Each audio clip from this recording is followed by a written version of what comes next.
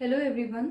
सो आज हम एक्सरसाइज 1.1 का क्वेश्चन नंबर फर्स्ट सॉल्व करेंगे। तो इसमें पूछा गया है write down a pair of integers whose sum is -7। तो हमें एक ऐसा इंटीजर्स का पेयर बनाना है जिसका सम -7 आ रहा हो।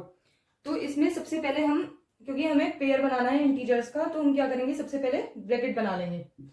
इसमें पूछा गया है सम, तो हम यहाँ पे सम के लिए बीच में प्लस लगा देंगे और सम कितना आना चाहिए -7, तो हम लिख देंगे -7। तो हमें इन पेयर्स में ऐसा डिजिट फिल करनी है जिससे हमारा -7 आ जाए। तो हम सबसे पहले दो नेगेटिव, इसके बहुत सारे कॉम्बिनेशंस बन सकते हैं लेकिन हम सबसे पहले नेगेटिव से बना लेते हैं। जैसे हमने यहाँ पे लिख दिया -5 और यहाँ पे लिख दिया -2। ये -5 है, प्लस माइनस माइनस होता है तो ये -2 आ जाएगा। तो -5 और -2 कितना होता है हमारा -7। उसके बाद हम इसमें कोई पॉजिटिव कॉम्बिनेशन से भी बना सकते हैं। जैसे कि हम अगर यहाँ पे एक -8 ले लेते हैं और दूसरा हम बीच में प्लस ही रखेंगे क्योंकि हमें सम निकालना है। दूसरा हम ले लेंगे प्लस का 1, तो ये हो जाएगा हमारा -8 और ये +1। तो अगर 8 में से 1 गया तो कितना बचा, 7। और साइन बड़ा किसका है, माइनस का, तो यहाँ पे आ जाएगा माइनस। तो इस तरह से भी हमारा ये कॉम्बिनेशन बन सकता है। उसके बाद हमसे बी पार्ट में पूछा गया है कि कोई ऐसा पेयर इंटीजर्स का जिसका डिफरेंस -10 हो। तो डिफरेंस के लिए अगर हमें पेयर बनाना है तो हम एक ये हो गया और एक ये हो गया, तो इनका डिफरेंस यानी कि हम बीच में क्या लगा देंगे, माइनस। इनका डिफरेंस कितना आना चाहिए, -10। उसके बाद हम अगर पेयर लेंगे, हम यहाँ पे एक डिजिट यहाँ पे बनाएंगे और एक यहाँ पे। तो अगर मैं ये -1 ले लेती हूँ तो ये माइनस माइनस यहाँ पे कितना आ जाएगा, प्लस। उसके बाद अगर यहाँ पे प्लस का 1 आ जाएगा तो मैं -10 उसमें कैसे ला सकती हूँ। तो अगर मैं यहाँ पे -11 लिख दूं तो ये आ जाएगा मेरा -11 और ये माइनस माइनस प्लस हो गया था तो +1। तो 11 में से +1 करेंगे तो कितना आ जाएगा हमारा 10। और साइन किसका आएगा, जो भी बड़ा हो। तो यहाँ पे -11 बड़ा है तो साइन माइनस का ही आएगा। इसका हम और भी कॉम्बिनेशन बना सकते हैं। जैसे कि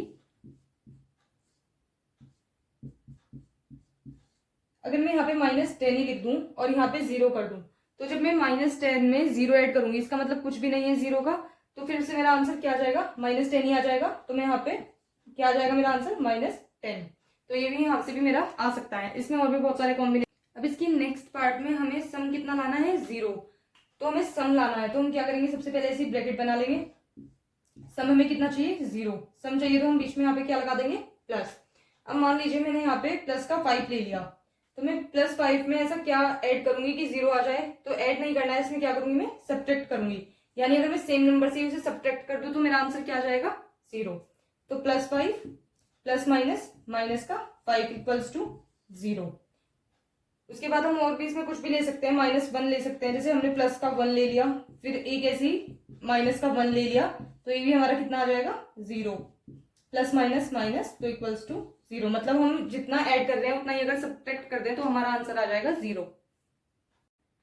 सो हम करेंगे एक्सरसाइज 1.1 का क्वेश्चन नंबर 2। तो इसमें लिखा है write a pair of negative integer whose difference gives 8। मतलब हमें एक पेयर ऐसा लेना है नेगेटिव इंटीजर्स का, मतलब जो भी हम पेयर में इंटीजर्स लेंगे वो नेगेटिव होने चाहिए, जिनका डिफरेंस कितना होना चाहिए, 8। यानी कि हमें पेयर लेना है तो हमने एक यहाँ पे लिखा और एक ऐसे, तो हमें ये नेगेटिव चाहिए दोनों, क्योंकि पेयर में क्या है कि पेयर ऑफ नेगेटिव इंटीजर्स, तो ये भी नेगेटिव आएगा। हुज डिफरेंस, डिफरेंस मतलब इन दोनों का डिफरेंस, तो हम बीच में यहाँ पे माइनस लगा देंगे। उसके बाद हुज डिफरेंस गिव्स 8, मतलब इनका डिफरेंस कितना आएगा, 8। तो अभी यहाँ पे आप देख सकते हैं कि यहाँ पे 2 माइनस के साइन है, एक ब्रैकेट के अंदर और एक बाहर। तो जब ये ब्रैकेट यहाँ से हटेगा तो माइनस माइनस क्या हो जाएगा, प्लस। तो और मुझे चाहिए क्या, 8, मतलब ये पॉजिटिव है, तो मुझे यहाँ पे कोई ऐसा नंबर लेना पड़ेगा जो कि बड़ा हो, क्योंकि अगर वो बड़ा होगा तो उसका साइन फिर प्लस का ही आएगा, क्योंकि मुझे आंसर भी प्लस का ही चाहिए। तो मैं यहाँ पे ले सकती हूँ, जैसे -10 ले लिया, उसके बाद मैंने यहाँ पे -2 ले लिया, तो ये तो -2 तो एज इट इज आ जाएगा, और माइनस माइनस प्लस हो गए तो ये कितना आ जाएगा यहाँ पे 10। अब आप देख सकते हैं 10 में से 2 जाएंगे तो कितना आएगा, 8, और साइन तो प्लस का ही आएगा क्योंकि 10 बड़ा है। ऐसे हम इसमें और भी कॉम्बिनेशन बना सकते हैं। सो क्वेश्चन 2 के बी पार्ट में पूछा गया है write a negative integer and a positive integer whose sum is -5। तो हमें एक नेगेटिव इंटीजर लिखना है और एक पॉजिटिव इंटीजर, मतलब हम यहाँ पे एक नेगेटिव इंटीजर लिखेंगे और एक पॉजिटिव इंटीजर हुज सम मतलब हम यहाँ के बीच में प्लस लगा देंगे, इन दोनों के बीच में कितना आना चाहिए, -5। तो हमें एक नेगेटिव लेना है, एक पॉजिटिव। अब आप देख सकते हैं इसका जो सम है वो -5 आ रहा है, यानी साइन माइनस का है, तो हमें एक इंटीजर जो नेगेटिव वाला है वो हमें बड़ा लेना पड़ेगा पॉजिटिव वाले से। उससे क्या होगा कि जब आंसर आएगा तो वो माइनस का आएगा फिर, क्योंकि जिसका डिजिट बड़ा होता है साइन उसका ही आता है। जैसे हम यहाँ पे माइनस का 8 ले सकते हैं और यहाँ पर 3, तो ये माइनस का 8 एज इट इज आ जाएगा प्लस 3। तो 8 में से 3 गए, कितना बचेगा हमारा 5, और साइन किसका आएगा माइनस का, क्योंकि यहाँ पे 3 और 8 में से 8 बड़ा है तो साइन हम उसका ही लेंगे। सो इसके नेक्स्ट पार्ट में हमें बताना है कि एक हमें नेगेटिव इंटीजर लिखना है और एक पॉजिटिव इंटीजर। इस बार उनका पूछा गया है डिफरेंस कितना, -3। तो हम फिर से इसी ब्रैकेट बना लेंगे, एक हमें चाहिए नेगेटिव इंटीजर और दूसरा हमें चाहिए पॉजिटिव इंटीजर। उनका डिफरेंस मतलब हम यहाँ पे माइनस लगा देंगे, कितना आना चाहिए -3। अब आप आंसर में देख सकते हैं -3 बोला हुआ है, इसका मतलब हमें ये जो नेगेटिव वाला है ये थोड़ा बड़ा लेना पड़ेगा इंटीजर, क्योंकि साइन फिर हमें -3 चाहिए। तो हम इसको मान लीजिए हमने ले लिया इसको -2 और यहाँ पे हमने ले लिया 1, तो ये हमने लिया -2 प्लस माइनस कितना होगा -1 इक्वल्स टू -3, क्योंकि 2 और इसे जब माइनस माइनस का साइन होता है तो हम करते तो प्लस है लेकिन साइन आता है हमारा माइनस का, तो इसका आंसर आ जाएगा हमारा -3। सो एक्सरसाइज 1.1 के क्वेश्चन 3 में पूछा गया है कि एक क्विज हुआ था जिसमें 2 टीम थी, तो टीम ए ने स्कोर किए -40, 10 एंड 0, और जो टीम बी थी उन्होंने स्कोर किया 10, 0 एंड -40 इन 3 सक्सेसिव राउंड, मतलब 3 लगातार राउंड हुए थे उनमें उन्होंने ये स्कोर किया। तो इसमें पूछा गया है विच टीम स्कोर्ड मोर, तो हमें ये बताना है कंपेयर करके कि किस टीम ने ज्यादा स्कोर किया।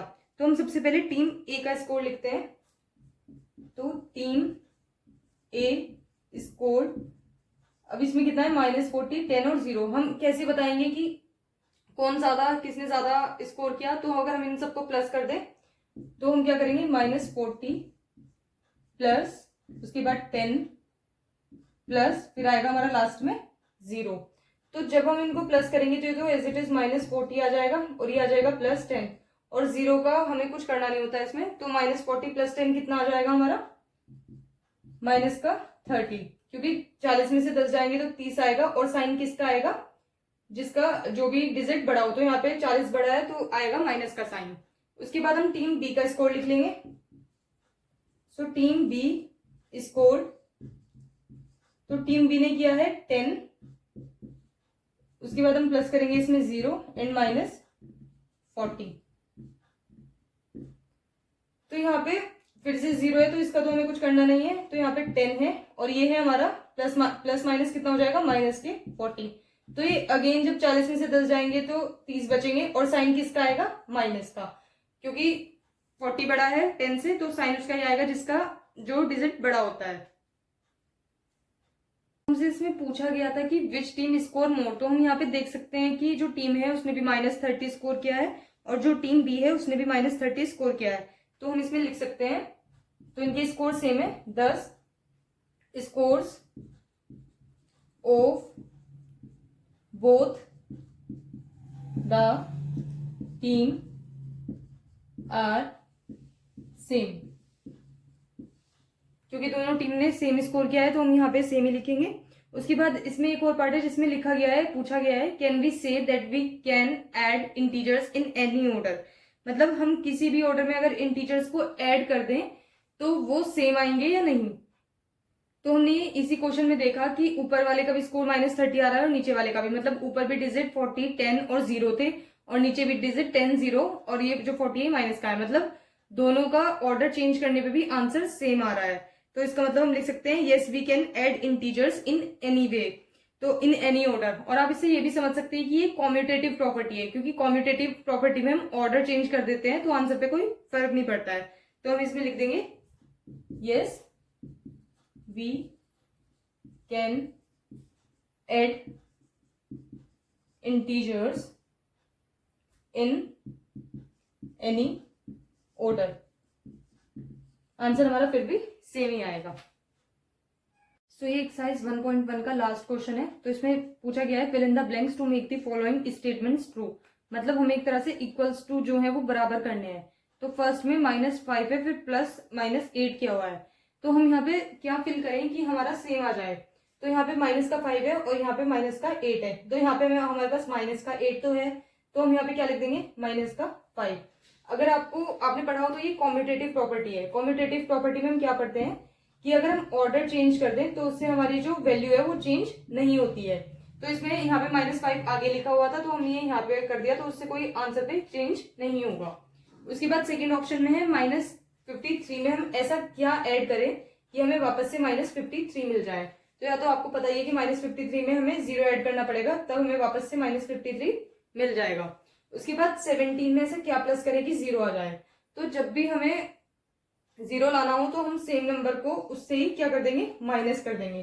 तो याद आएगा हमारा प्लस का 17 और माइनस का 17 इक्वल्स टू 0। उसके बाद हमारी फोर्थ पार्ट में है 13 और ये ऐसे ग्रुप दिए हुए हैं। ग्रुप मतलब इनको ब्रैकेट में लिया हुआ है और फिर फिलअप पूछा गया है, इक्वल्स टू में इन दोनों का ग्रुप बनाया हुआ है।